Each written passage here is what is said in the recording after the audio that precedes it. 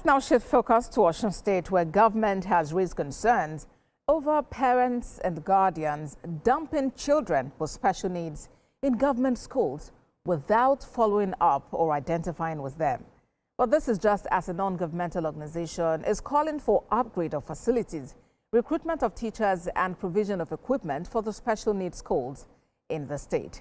Senior reporter Rafi Hamid has more. Some weeks ago, we received videos showing the poor state of facilities at the School for Persons with Special Needs in Osogbo. These videos revealed an unkept and bushy environment, an incomplete perimeter fence, poor toilet and hostel facilities, leaking roofs, among other issues. This prompted us to find out more about the condition of other special needs schools in the state. Our first port of call was Baptist Secondary School in Iwo, though an integrated school where we met pupils with various disabilities. We met a special educator who doubles as chairman of the Nigerian Association of the Blind, Osun State Chapter, Akim Akinshola, who condemned the idea of segregated schools for persons with special needs, describing needs as discriminatory. If they provide the interpreter for the deaf, there is no need to segregate that to a deaf. It's supposed to be in the mix of the people. And other people too, they will learn about the special people. We have some here, for some students here. If the deaf is signed, they too have little experience. Based on our findings at Baptist Grammar School in Iwo, they need about 6 interpreters, but currently have 2. The 2 interpreters were not even employed by the state government, but by private individuals, and they've been here for more than 8 years. Also, we need braille machine. We need talking calculator. We need digital radio for our students to record. Also, we need guide cane for the mobility and orientation. The challenges highlighted by Akim Akinshola were corroborated by Osun Olabomi, team lead of One House Development Initiative, who has been working to improve the lives of these pupils across the states. They do not have enough facilities. There is no perimeter fencing. They do not have enough hostel rooms.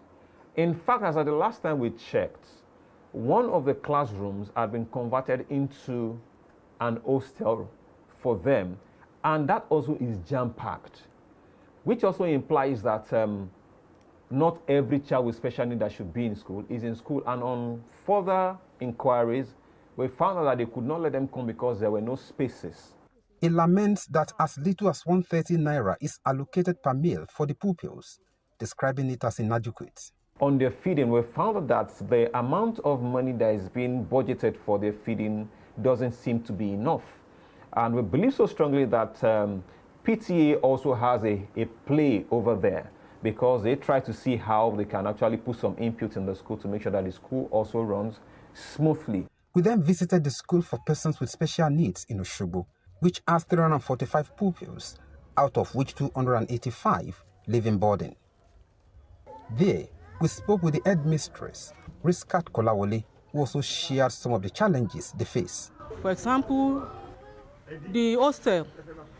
The classroom was converted to the hostel, and most of the windows are break, mattress have been damaged too. Also with the iron bed that the pupils are using. She further lamented the poor attitude of parents and guardians towards their children. If you call them that we are going to have the holiday by this time, they will say that's why. When are you going to resume again? They use the school as a dumping ground, dumping area. They don't want people to identify these children with them. From there, we proceeded to the office of the chairman of the State Universal Basic Education Board, SUBEB, Ibukun Fadipe, to get his reaction. Instead, the chairman insisted on visiting the school to assess the facilities himself, including the hostels, kitchen, classrooms, sick bay, dining hall, and others. He immediately directed that the leaking roofs be replaced and requested a comprehensive list of the school's needs for prompt attention. The SUBEB chairman admitted that there is lack of enough teachers in the school with a promise to employ more for the school and others in the state. By next week, we have got an approval from the governor, from Mr. Governor, to erect another fence for them here. And last time they complained about they don't have enough classroom. We'll start new building 3 classroom next week. So we have got the approval from the governor. The contract has been awarded to the contractor. So I believe the contractor will come to the site by next week. The teachers, we have been trying our best, but I know we don't have enough teachers here as they complain, but the government will employ more teachers very soon. To round off the visit and cheer up the pupils, Govt Condemns provided refreshments for them.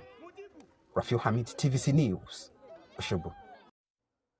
Rafiu Hamid joins me now for more on this. Rafiu, it's quite bewildering to learn that parents and guardians would abandon their children without looking back. Talk to us more about how bad the situation is and the intervention that is coming their way. Well, Abosede, that is the situation in most of the special needs schools that we have in Osun. We have about 9, and they are situated across various major cities and towns in the state. We've been hearing about the issue for quite some time before we now got to the school for the special needs in Osogbo. And we felt that it was highly disturbing and even embarrassing because the teachers are fed up.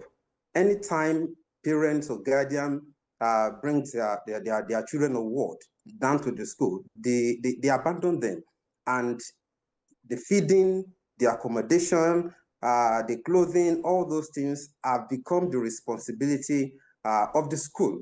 And the school themselves, the management of the school, they don't have enough financial resources to take care of these children. And these children, they are gifts from God. Nothing can be done by their parents or by guidance when they are given when these children are born.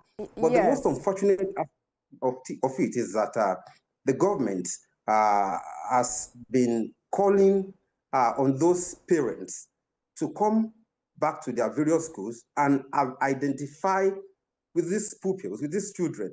But many of them are not coming, and the teachers are complaining day in, day out. Feeding is not even...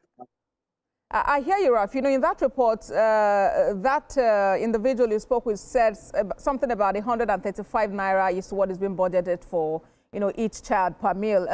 Considering what the economy is, that really sounds like a far cry. But then, what is government's plan? Because this is 1 out of 9 schools, like you mentioned. So is government planning to take this intervention to all the other facilities? And then 2, what measures are in place such that when parents or guardians bring children, data is taken such that they can follow up on and with them later?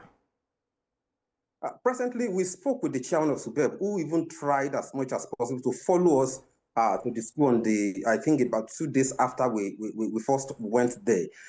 They have the data of the parents, but many of them give fake data.